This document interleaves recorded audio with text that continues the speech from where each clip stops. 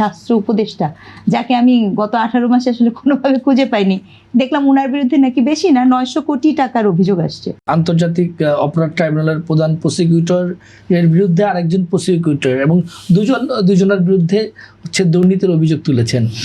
বিষয়টাকে আপনি কিভাবে বিশ্লেষণ করেন? এটা খুব স্বাভাবিক। ওই যে পুরনো, মানে আমি তো আপনাকে বলেছিলাম দেশে খুব একটা কিছু পরিবর্তন হয়নি, হয়তো বা বাংলাদেশ প্রতিদিনের জায়গায় প্রতিদিন বাংলাদেশ হয়েছে, এর বেশি পরিবর্তন তো কিছু হয়নি। একজন ক্ষমতা থেকে চলে গেলে আরেকজন অভিযোগ করবেন, একজন দুর্নীতিতে গেলে প্রসিকিউটর কেন, সবার বিরুদ্ধেই আস্তে আস্তে অভিযোগ আসবে। আমি তো আজকে দেখলাম আমাদের যে স্বাস্থ্যমন্ত্রীকে খুঁজে পাওয়া যাচ্ছিল না, মানে সরি স্বাস্থ্য উপদেষ্টা, যাকে আমি গত 18 মাসে আসলে কোনোভাবে খুঁজে পাইনি, দেখলাম ওনার বিরুদ্ধে নাকি বেশি না 900 কোটি টাকার অভিযোগ আসছে।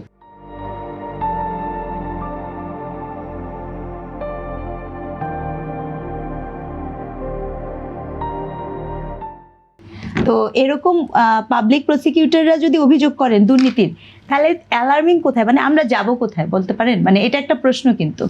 তো এটা একটা সাধারণ যে চল, মানে কেউ চলে গেলে তার বিরুদ্ধে দুর্নীতির অভিযোগ, এবং আমি মনে করি এগুলোকে না আমরা পলিটিক্যালি ডিল করি, এগুলোকে পলিটিক্যালি ডিল করা উচিত না। অভিযোগ আসলে অভিযোগের সুষ্ঠু তদন্ত হওয়া উচিত এবং সেই অনুযায়ী ব্যবস্থা অতি দ্রুত নেওয়া উচিত।